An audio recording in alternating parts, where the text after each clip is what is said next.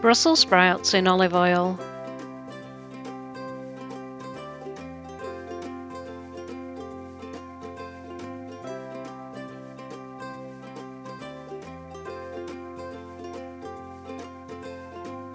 Use a round Parisian spoon to cut ball-shaped pieces from the potatoes and carrots.